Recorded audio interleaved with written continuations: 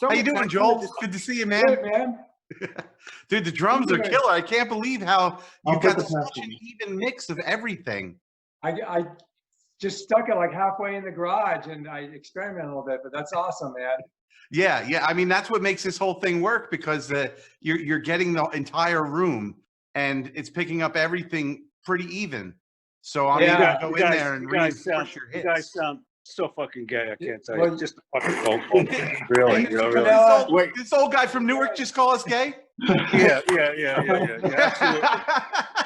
Jeez Louise. Can you see my dad, guys? Can you see it's my great dad, to see guys? all you guys. All you guys, Mr. Favorite, Joel. Can you guys see me or not? I can see you now. Everything's good now. Yeah, I don't have any fucking pants on, just a shirt. Yeah, I didn't wear any pants either. What the fuck we wear pants for? This is the new right. Absolutely. I'm not wearing a shirt. This is just how I look.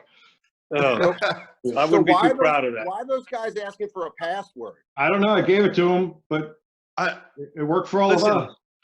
I'm going to drop out for a second and hit them up and troubleshoot them. I'll be right back. Okay. Oh, there's Danny. Oh, look at this big baby. Danny. Oh, man, there's Danny. What's up, brother? Boys, can you hear me? I don't know why I can't see you guys. Open your eyes. Wait, you can't see us, Dad? No. Oh, now I can. There you go. All right. Are you having to shoot this from Jenkins' bathroom? Oh, I can. I see you guys. Can you guys see me? I'm out in Gazzari's, man. Wow. All right. Look all. Can you see me? I can see you guys. Can you see me? See who? You dropped out again. Really? Because I can see you guys. Turn on the over 60 filter. Dave Zink. Good God. Dave Zink's in the house. Kenny, I haven't seen you in years. God. All right. What are you wearing fucking sunglasses in the house for? Come on, really? You know, really. Oh, dude, we need one more, and then we can do wear shades. We are the fucking Brady Bunch. I actually can't see anybody. Hang on. There's Alice. Wait, there we go. Hey! Holy shit, you guys! What are you doing here? Wait, can you guys see my dad? No, Mr. Pinelli, you're dropping in and out still. Hey, fuck you. Who cares? None of your business. I'll drop in and out. Listen, all we hear that's is my choice. I'm 75 years old. I can do whatever the fuck I want. We don't hear you. We don't see. All we hear is your voice and change dropping on the floor. Yeah. I'm going through puberty. So some scratch in this business. Wait, Dad, can you rejoin? Can you rejoin just to see if we can get your picture? All right, so just hang up and then come back? Yeah. That's all right. All right, let's see what I can do.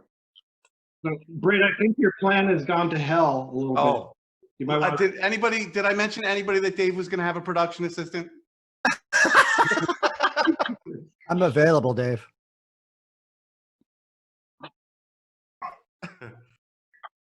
How's that? There you are.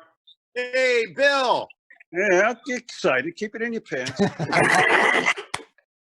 So real quick, Dad, explain who these guys are and what they mean to you. Just this whole crew. Well, first off, I feel like I grew up with you guys. I mean, it's, and it's, and I've been through therapy because of that. But I just remember you guys. I mean, you guys are blessed to have a friendship that's lasted so long. Because I mean, really, it's amazing. Because you're all shitheads, and it's amazing that you still get along, like each other. Wait, really? You hit on all the drugs will do. That's what drugs will do for you. No, it's really impressive that you together this long. Absolutely amazing. Absolutely amazing. Yes. Thank you, Billy. Billy, I wasn't talking to you. Shut the fuck up. I'm trying to talk to you. God, man, just like 1983. Yeah. Oh man, I remember the first time bringing Billy to your house. Oh, I know how to get there. He got so fucking lost, I wanted to rip his head off. You tried. Yeah. Listen, as a young teenage male who got stuck in the Pinella house with none of the supervising adults around and needed to find a roll of toilet paper, that's an intimidating situation. I wish you wouldn't share that. Remember when I'm gonna have trouble getting to sleep tonight with that thought. In your car? What's that? Do you remember when Joe Howard's car slid on ice down the driveway into your car? Oh yeah. Those were fun times. A lot of great stories, and it's amazing you guys survived. when I think of the things you guys have done, where you've been around the world, and you should be very proud. You got great memories, great memories. Well, thank you But so much. I'm going to leave you guys alone. Okay. And, but I'll leave you with so much misery going on in the world. I'm going to leave you with one joke. Okay. Okay. Sounds good. This guy goes to the doctor, and the doctor says, "I got some good news and I got some bad news. What do you want first?" He goes, "All right, give me the good news." He said, the good news is you got 24 hours to live. He goes, "Holy shit, what's the bad news? I meant to call you yesterday." Oh, With that, I will leave you. Take All care, right. guys. I love you, Mr. P. bye, Bill. Good seeing you. You guys are still together. I think that's fantastic. Stay All right, well. love you. Stay healthy. Stay well. Stay safe. See you, Bill. All right, bye-bye. Oh, All right. that's perfect. So that was our special guest, my dad, who saw all of you in various forms over the past few decades. So what we're doing is for us, because obviously we're going to miss playing for everybody and hanging out with everybody this year. It's really a bummer. And we've got a few degrees of friends. We started this thread. I'll let everybody explain it, but basically we're going to miss everybody. So we've decided to do this thread and this Zoom meeting. And I'm going to start with some of the guys in Blackboard Jungle and ask them 4 questions to start this off with. And the thing is, let us know where you're from, and about you, how you came to be in Blackboard Jungle, your most memorable Blackboard Jungle story, and your favorite Blackboard Jungle song to play live and why. Let's start with Dave Zink. I'm muted. I'm loving this story so far. Great. Yep. Dave, Mute. can't hear you, Dave. You should see a little unmute button. I remember this scene in Porn Hookers 4 with Dave. Send me the link, Kenny. But it's very similar to that, but there were less pants, right? Is that the pizza boy?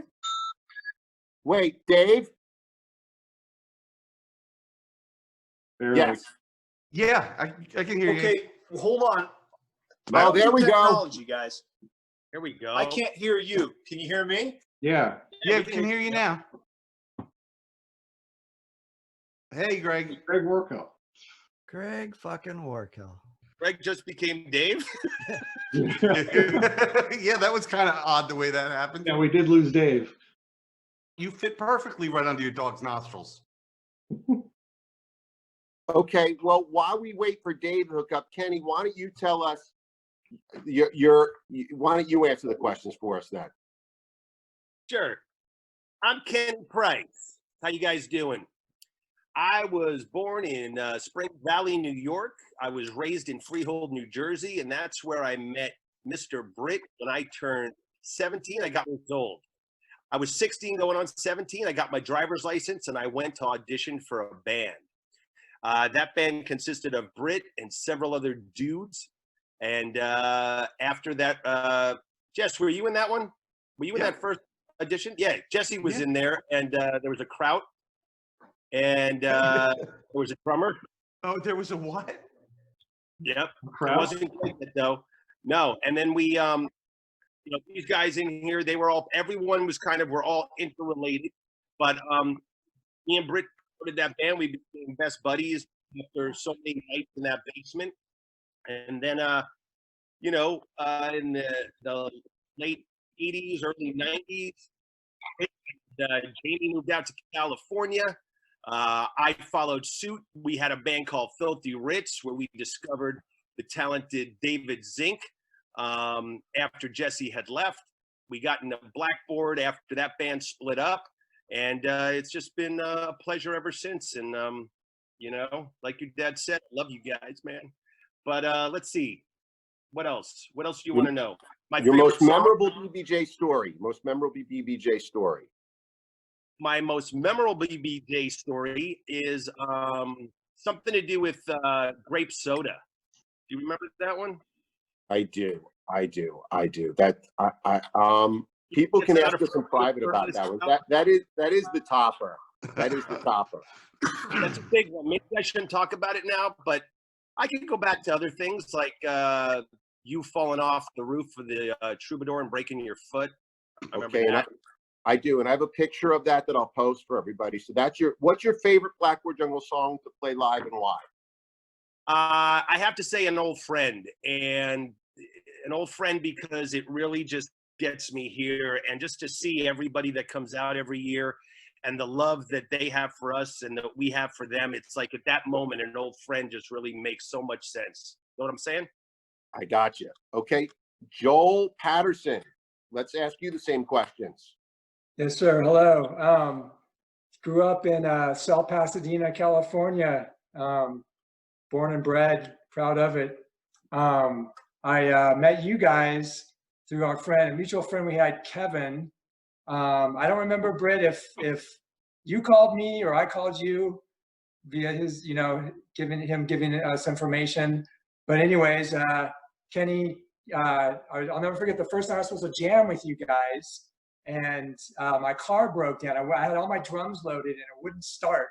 So I'm like, never met you guys. I'm like, hey, you guys mind coming and picking me up? So Kenny drove out. I was actually at a friend's in Glendale and picked me up, and we went in and jammed. And that was right a couple weeks later. Dave joined the band, or kind of rejoined after that, because we had Steve Geiger on guitar for a second there. But then I met Dave about a week or so later after that whole thing kind of fell apart. And you guys invited Dave back, and the rest, we ended up just clicking, and it went on from there. What's your most memorable story? What's your most memorable story?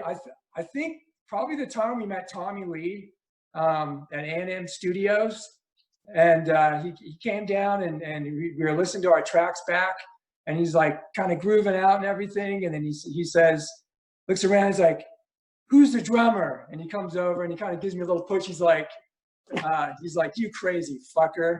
And that was just, I tell that story to everybody over the years. Dude, That's amazing, dude. That's great. Anyone who knows me, I'm not a crazy, you know what, but anyways.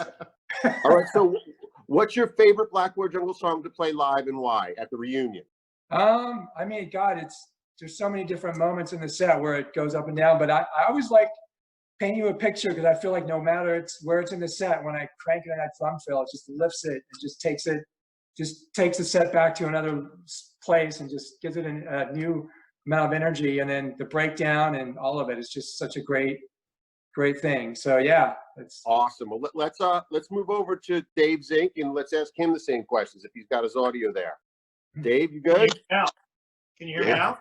I can hear you. Yes. Yep. Oh, fantastic. Hey, is that Greg? Yeah. Yeah, we got two Gregs. Two Gregs. Be Hey, specific. show me another Greg. So what? Tell us about you and where you're from, Dave. Your story. I was going to ask Greg. Hey, Greg, you got a bulldog behind you. Big. So what do you want to know? Tiny. So what? Here's your 4 questions, Dave. About you and where you're from, how you joined Blackboard Jungle, your most memorable story, and your favorite Blackboard Jungle song to play live at the reunions, and do that in 2 or 3 minutes if you can. All right. Well, as you know, world's first test tube baby. This is a joke that went around in 1989. It's not true. No, I was born in Northern California. You guys all know that little town I was from. It's how me and Britt met. His parents moved, it was 88, right? Yes. Your parents moved to the next town over from me, and me and Britt ran into each other in a crosswalk, if you can believe this. It's a story for later in this interview. Let's see. So I'm from there. Moved down to Hollywood because of Britt. He talked me down and said, rent's free and food is free, and it'll be great. And I found out that none of that was true, but I loved it anyways. Let's see what brought me into Blackboard Jungle after the whole filthy thing. Oh wow. Hey, do you guys remember when we hiked up to the Hollywood sign? Do you remember that? It was April of 1990, and we had been in Filthy Ritz, and we split up. And Joe Howard talked us into hiking up to the Hollywood sign. Yeah. I think that was it. I think that's what dragged me back in. What was the next question? What's your most memorable story? A Blackboard, quick memorable story, memorable moment. Do you guys remember the night we played at the Palace and we were one of the headliners. There's like 2,000 people in that room, and Back Alley Sally had played right before us. Do you guys remember that? And they Yeah. had hay and shit. Yeah. Okay, you guys are going to totally remember this. They had hay bales on the stage, and they dragged them off the stage, and it left this giant water slick because of all the hot lights. Yeah, Billy, he knows what I'm talking about. Ladies and gentlemen, from Los Angeles, California, Blackboard Jungle. Paint you a picture. I go running out. I'm wearing Beetle boots, and I skidded across 50 feet of stage, hydroplaning, hit a monitor, and went into the drink, into the audience, upside down with a 1983 Fender Telecaster. Totally the most memorable moment of my life. Oh boy. That's Somebody's okay. to take work to the emergency room again. Hey, All right. Kenny, are you the one that pulled me out? All right. Amazing. Now, what's your favorite Blackboard Jungle song to play at the reunion and why? Hands down, I like it a lot. Okay, explain I why. get a little bit of breathing You room. do and I like it a lot. What's that? I said you do like it a lot. That's why. Oh, I do. Yeah. So Go no, ahead. I get a little bit of breathing room to have a little bit of fun and actually talk to people in the audience. I'm just hitting a couple of chords. I can bend down and talk to people. I get a little bit of microphone action. It's fun for me in the crowd. I think that's my favorite, Tim. To Okay, play. cool. Okay, well, I'm going to close this out. I'm going to dip the question with BBJ in the period, and then I'm going to bring it. I'm going to do mine in reverse because I'm going to lead into something. I'm Britt. I grew up in the arms of Kenny Price, basically. I mean, I grew up with Kenny. I don't remember life before Kenny in Freehold, New Jersey, and Jesse and Greg, and that's where this starts. It still feels like yesterday. Same as Kenny with how I Blackboard Jungle. Actually, Kenny had come back out and had a new set of rules. He went home for a little bit and was forming another band, and he let me in, and we started writing songs, and it moved very quickly from there, definitely with the help of Kim Fowley. My most memorable story about Blackboard Jungle will definitely be, I get chills thinking of it, I just didn't think we were really going to go to Japan. And when those tires landed, I swear to God, I remember it, and there was the band and Greg and Jamie beside us. I just couldn't believe we were there, and this bunch of misfits was going to go play Japan, and then we actually did. It just seemed like there's no way we could have been standing on 7-Eleven, earlier in the day, getting a big gulp with Dave, and there we were in Japan. It was triumphant for a bunch of just these kids. Like it was huge. So that's huge.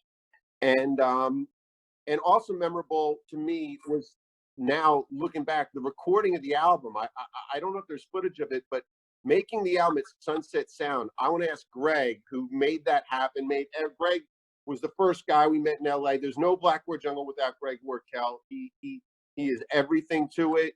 And Greg, I want to ask you what you remember about the recording of that album. Let's turn the microphone over to Greg, and because I don't remember, I need some insight, because I do. You don't remember the recording of it?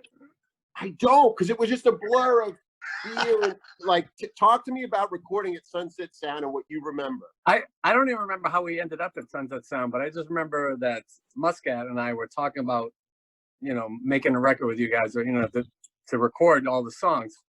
And we were in some other place, that little place downtown, for a while, and then we decided to up it to a better place, bigger place. Kim Lou Trim's place. What's that? Kim Lou Trim's place. I remember that. Yeah, downtown. Paul DeGray's place downtown. But the basic recording, that big chunk there in Sunset Sound by Coenga. Well, tell us about that. There's not much to tell about. I mean, exactly what you said. It's kind of like a blur. But yeah, I okay. just remember looking on the wall of all the people that had recorded there before. And we just saw all these amazing musicians that were there before. We were there. I was thinking, how are we here? Doing this. In this place. Yeah, and it was kind of cool. And didn't we record at A&M as well? Or that was later? Yeah, that was later. And you started the church with Brent Muscat. What's your favorite? Give us one favorite story before we move on. What's your favorite story? There's too many favorite stories to pick one, but I could tell the one about the parking lot in Austin with you and Dave discussing who was a better bass line player. No negatives. No. Damn. All right. Is there a headbutt in there or something? I'd love to hear that. No, that was a good one. Wasn't that That great was a good story? I guess no, really. There's one other. When we were in Miami, Oh, wait, what about Joel in New Orleans? So we won't get in that either. Yeah. Let's go Miami.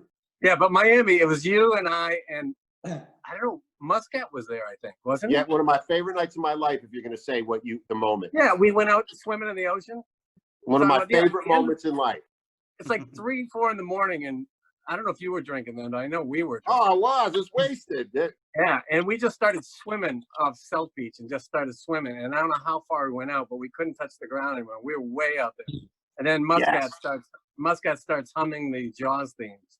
You know, the Jaws theme. And everybody, all three of us started freaking out. We just started swimming to shore. It just seemed like we'd never get there.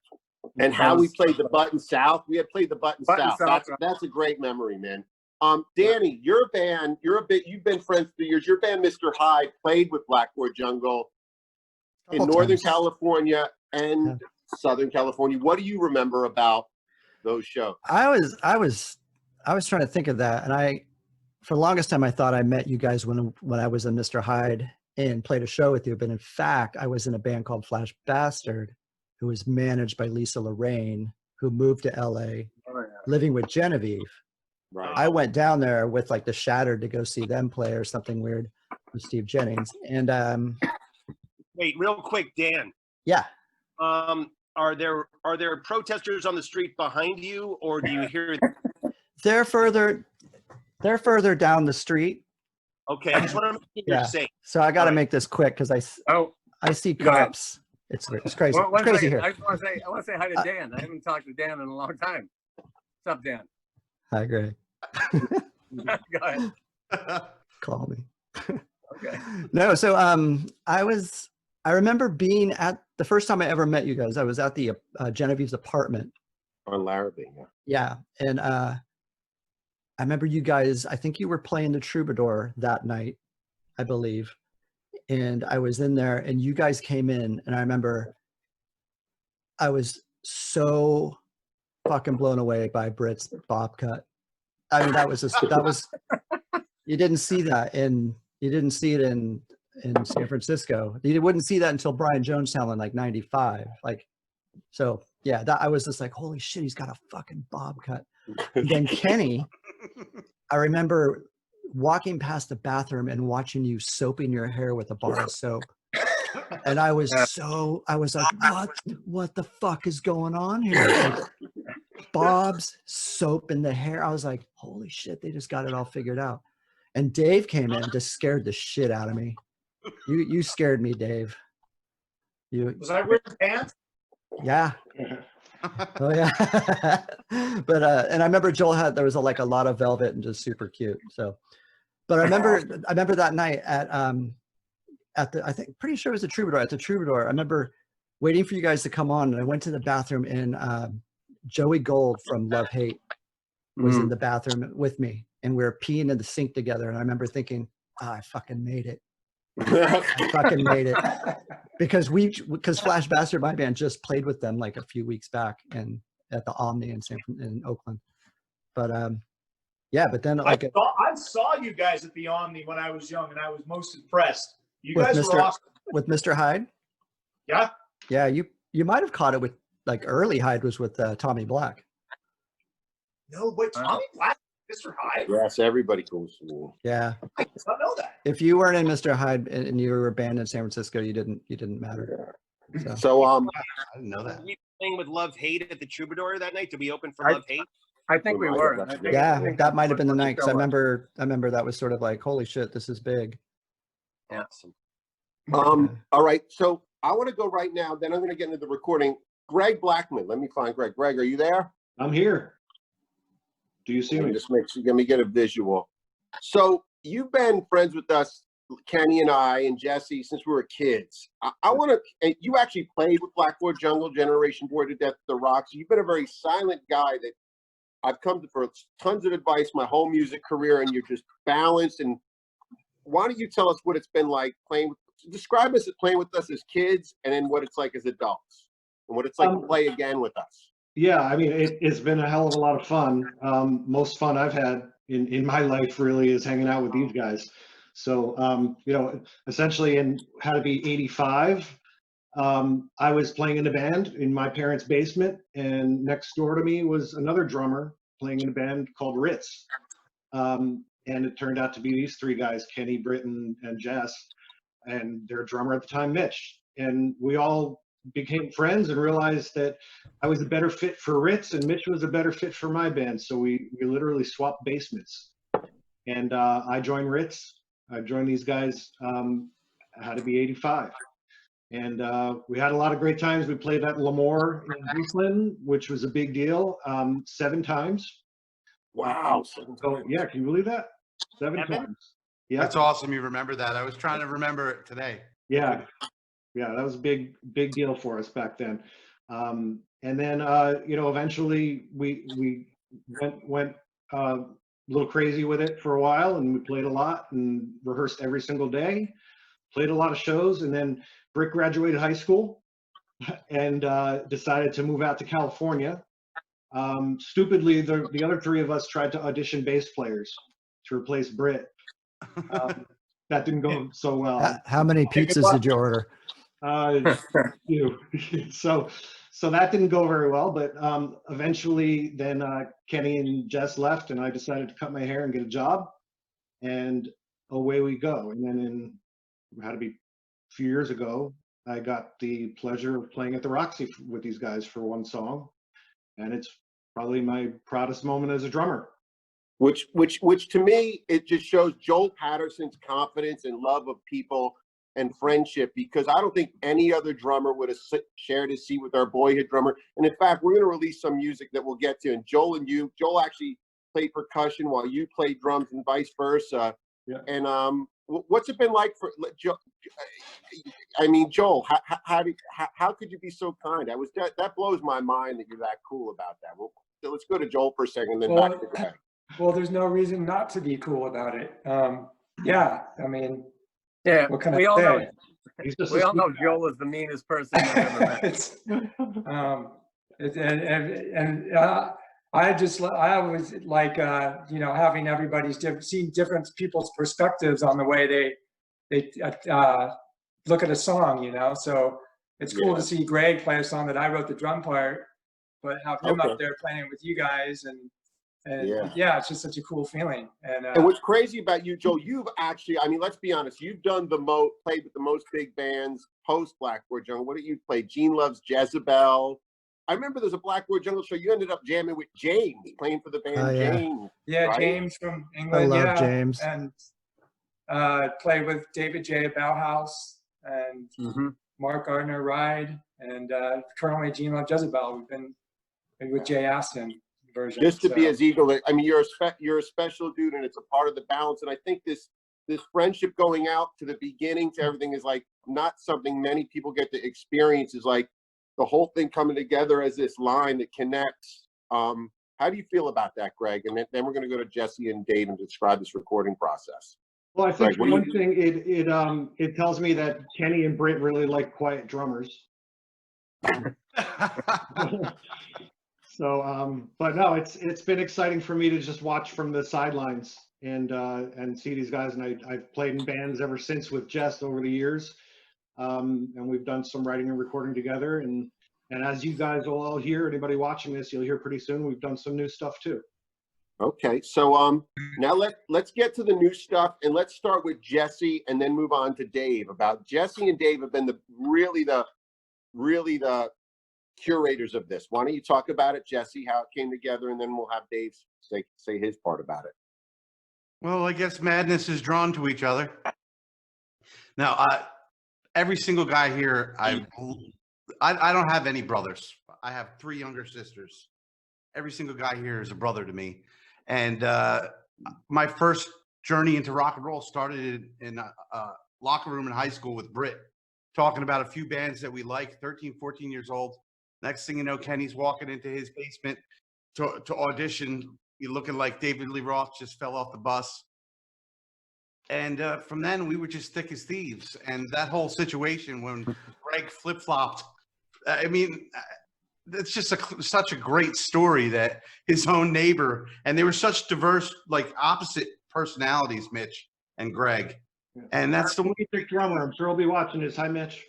Yeah. Hey, Mitch. But we loved them both just in different ways. And over the years, I moved out with you guys briefly in 88 or 87. I forget when it was out, because I was only out there for a heartbeat, and got sick and came home, and it just crushed me that I couldn't go back. I eventually started my own band back here in Jersey, The Discontent. And thankfully, Greg was back home and had moved back from Jacksonville, Florida, back to New Jersey. And he was always available for me to work on. I played with a lot of great drummers with my band, The Discontent, over the years. But Greg was always a go-to guy. He was always there. The core guys that I started making music with, Kenny, Britt, and Greg, are the first four guys I started writing my own music with. And they're still my closest friends in the world. And you guys are just an offshoot of that. When I left Hollywood and couldn't go back, I was devastated. And one of the greatest Blackboard Jungle memory I have in my life was my ex and I driving down 18 hours to Jacksonville to pick up Greg to surprise you guys in Orlando with Faster Pussycat.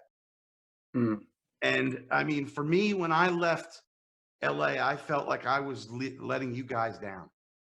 And it was, to me, it was the worst feeling. And when I got there and stood there, we got there shortly before you guys played and surprised you guys. And in the parking lot, you gave Greg and myself a T-shirt and a CD. Which shit. And then I went in and I stood right in the middle, right in the front, and I watched you guys the whole time without ever meeting Joel and Dave. And I'm not gonna lie, the entire time I watched Dave. And I just immediately fell in love with what you guys had gone and created after I had left Filthy Ritz and started Blackboard Jungle. And a few months after that, you guys rolled up in that blue van to my condo 2 days after I'd moved into my 2-bedroom condo. Wow. I didn't know it was 2 days after you moved in. And that's when I met Greg It for the was. first time. And we moved in 6 months later, right? We destroyed your first marriage. Absolutely.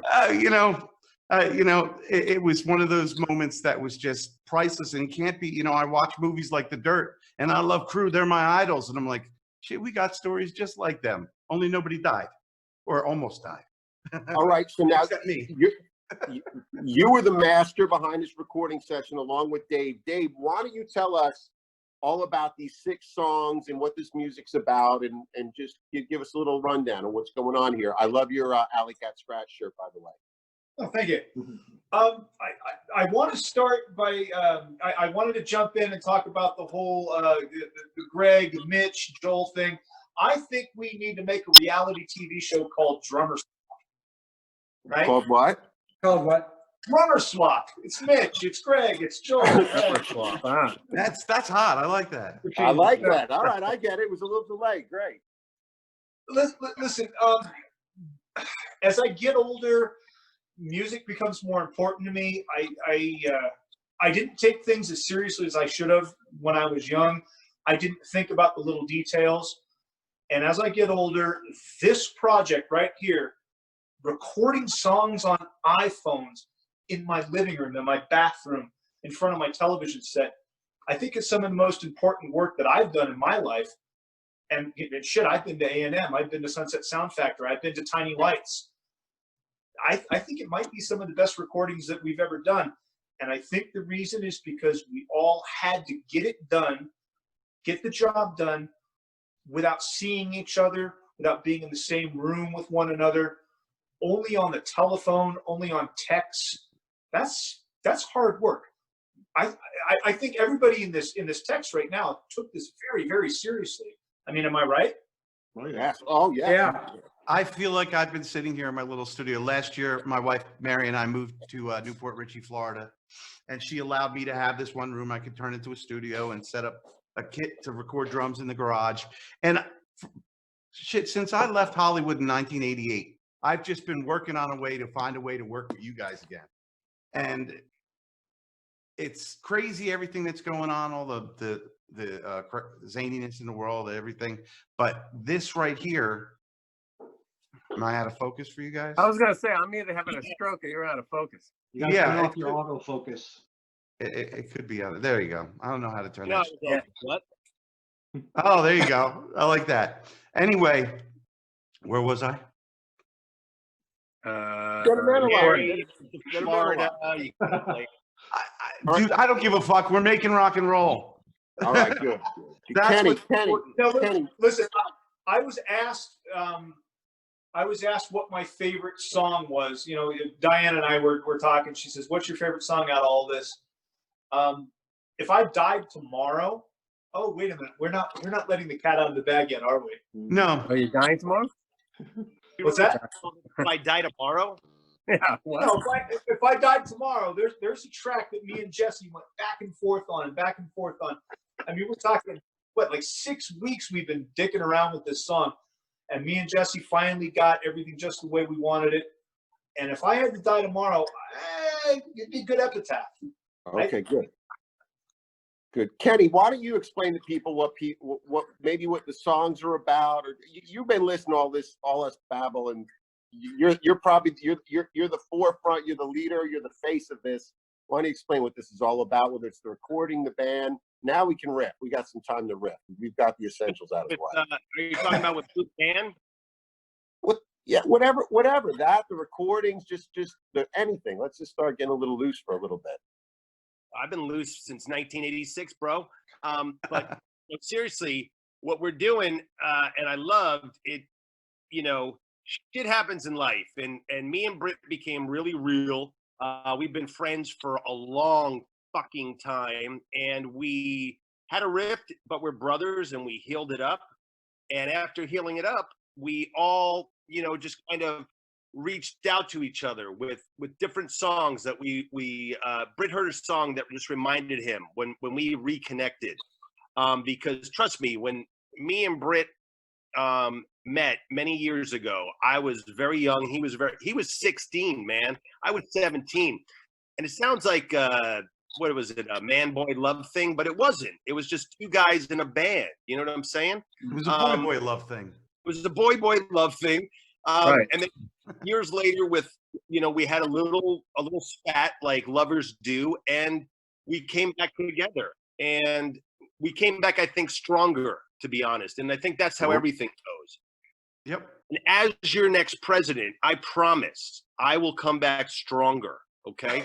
But anyway, I'll vote for you in a second. Mr. President, how are you spelling come? Don't talk. I'm the president. Anyway. What we did was when we worked out the wrinkles, and then we came back, and then one thing. Oh, great! Boy, is that the red phone? Who left their phone on? I kept better answer that. That's the KISS phone. Who's requesting a song? Do we get a call in from Gene Simmons? Anyway, go on, Kenny. Go on, Kenny. Jesse and Greg and all these guys and Dave and Joel, we've all talked. We were talking about putting the reunion together, and when shit started to get a little squeaky, it was just Britt had an idea for a song that really meant something about friends, and it kind of resonated, and it bled out to our friends in New Jersey, our friends in Oregon, our friends all over, and we decided to record a new song that I hope you'll hear soon.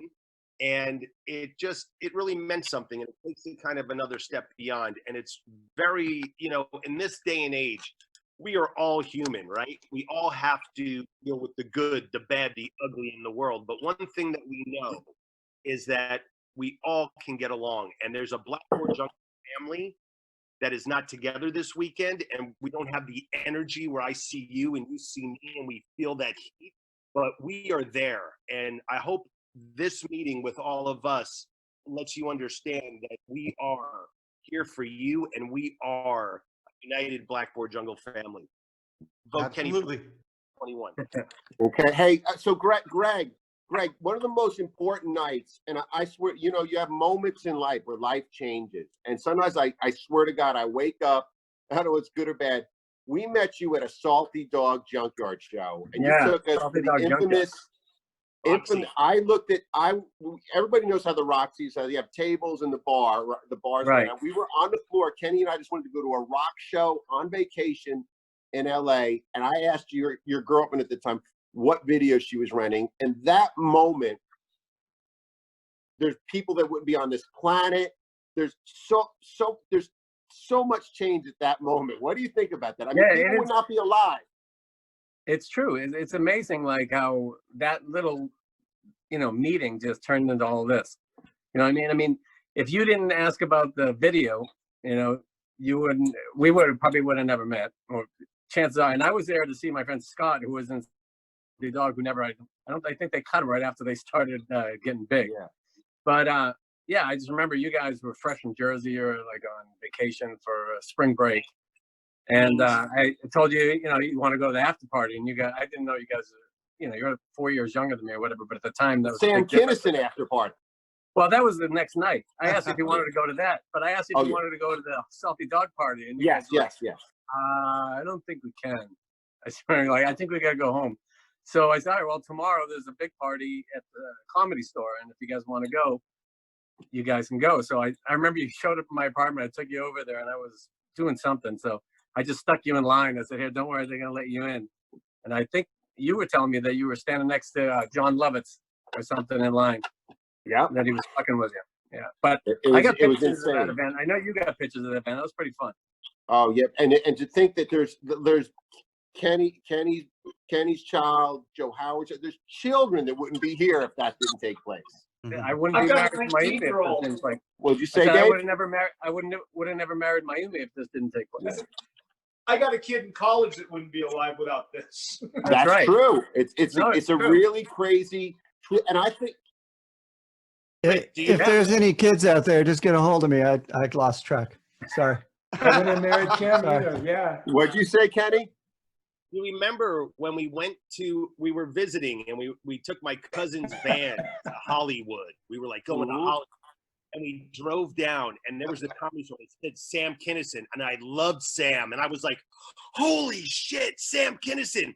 And we loved it. My cousin, she got out, and she was trying to get tickets, and it was sold out for that night.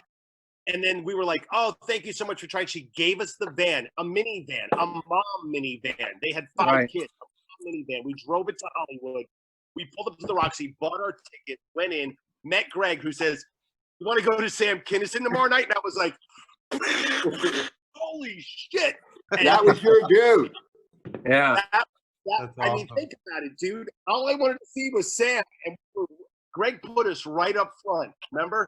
Right up front. I feel like he's Satan right there. Like that's like he's either Satan or Jesus, one of the two. You know what I mean? It's a crazy thing, and this whole. What I remember about that night, though, is because you guys were, like you said, just out of Jersey, and I had been in Hollywood for a while, and just to see your faces, like at the after party, after Kennison's show was over, we went to the party upstairs, and like everybody in there was just. They're all mega stars, all these people. And I remember you were nervous, Brett. And then I think I told you, see that guy walking over there? And there was Julian Leonard, and he had toilet paper hanging on his shoe as he's walking around the party. And I was like, see, that's Julian Leonard, and he's got toilet paper on his shoe. So what are you nervous about? Yeah. So I mean, it was pretty fun. Yeah, it's crazy. So this is a magical, weird thing. That's almost bigger than just making it. Look at this circle of people, Danny in San Francisco, the guys in Jersey. Right. It's kind of magical, and just we know each other's parents. We've watched parents pass away so much, man, so much. And I think that the Blue Van group was just, we don't know who's singing on what, who's playing on what, but it all just started out of this little text thread that we started this crazy time. Yeah, I can break it down a little bit for you if you want. But let me just say before you do, Dave, my favorite part of the Blue Van thread was this, like, I don't make very many genius decisions, but one of my smartest things that really means a lot to me was kicking Joe Howard out of it. I was going to say the beginning of Blue Van. So go. The beginning of Blue Van group was very, very dicey. The first day. I don't know if I can do this every day. Joe Howard's like the Steve Geiger of Blue Van group. We love him. We love him, but he had to go. You gotta go, Joe. You gotta go. All right, Dave. You're safe as long as he's in the Poconos saying that. I wouldn't say that up close, though. Oh, Yeah. I don't You know know. what? That's funny. Is I actually posted a picture on Joni's Facebook page, like all the Blackboard Jungle memories. And one of the pictures I posted Joe Howard and me and Tommy and somebody else. And my Amy's like, that's Joe Howard in that picture. I'm like, yeah, of course. I like the guy. I just don't like talking to him. And we love him. If that makes any sense. Absolutely. You know what I mean? I don't know, man. Little extreme. So I gotta tell you, Dave Zink. I've been writing all this stuff down. What's that? No, I've been writing a kind of a half-assed book over the last couple of years. Okay. And do you know who the two most important people in that book are so far, at least as far as taking up space on stage? Who? Joe Howard and Eric Lothrop. I get it. I get it. Okay. Now on my final note, and then we'll close it up. Hey, Brett, I want to go. Brett. Yeah. This is Jeffrey, my brother Jeffrey's kid. He's working with me. He says hi. Oh, He's just on his way. Wow. What's up, buddy? What's up, brother Jeffrey's kid? Oh, how you doing, man? Thanks, man. Bye. Oh, that's amazing. Wow. Yeah, I'll see you Saturday. Did you want to break down the tunes, Brett? Yeah, go ahead. Guys, Before we break down it's gonna time out in a second, so I'll send out a new link if it does. All right. Okay, real quick, let's just end on this, and then we can break them down. If we have enough time, Jesse, I want you to go out on how Jamie Scrapp influenced us when we all sat there and watched his band Bonsai as kids in the roller rink, and what a pinnacle moment that was. Oh, that's a classic story. Well, I don't know that one. Britt and Kenny and Greg and I were always trying to outdo all the local bands. I mean, we played 3 or 4 local high school battle of the bands. We won them all. It was great, and we loved it, and we wanted to move to the next level and started playing roller rinks. We're having these battles, and it was like the next step. So my dad was a bigwig at a supermarket company. He was vice president, and we stuck in behind one of his stores one night. We sold about 200 milk crates to make a stage out of milk crates and plywood that was about 2 feet tall off the ground. Figuring we're gonna roll into this roller rink, and we're gonna set up this 2-foot tall stage, and we're gonna look like rock gods.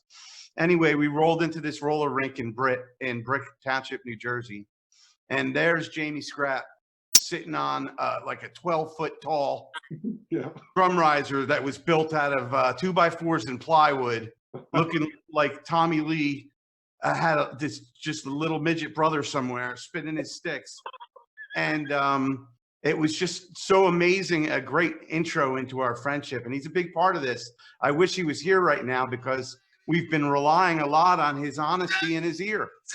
Yeah. He's got a great ear, and we're all very brutally honest, and we've all had moments throughout the recording process. Yeah. Anything,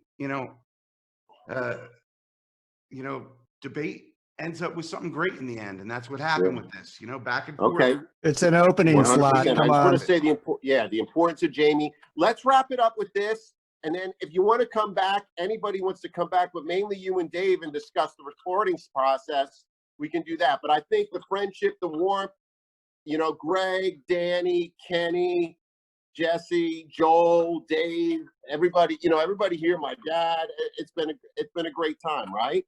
We need to get Greg Workle in a song in a Van Halen sort of, come on, Dave, lighten up type way. We got to get him involved. There's got to be something. I really wanted to do the classic Cheech and Chong Dave skit with Dave's not here. Well, let's sign off before we get cut off. And I love you guys. Anybody have anything last to say? I love you guys. Have a great. Love you guys my too. friends. We'll miss seeing everybody in person this weekend. Yeah. You can make old friends. Yeah. Okay. I had a question. Why is it 5 o'clock? Because people get off work. I know it's a little late. What I do, Greg, with anything is I try to do I do the math of everything that anybody screams at me, whether it's a song or any decision. I do the math of everybody, and then I come up with the time based on that. That's really what I do. That's cool. Yeah. Because you got people 8:30. That way it's 8:30 on the East Coast. I figured some people in Japan, I figured that's a safe time. Yeah, I mean, hey, I'll go all night. All right. All right. Well, I love you guys. And anybody who wants to log back on, we're just going to talk recording process and these songs. Feel free to. If not, I'll see you on Saturday. All right. I'll probably Sounds log good. back I love you on. guys. See ya. I got not much to do for the next half hour. Isn't it Saturday? Bye-bye. Bye. Saturday. Bye. Cheers. See ya. Dave, your first day on social media.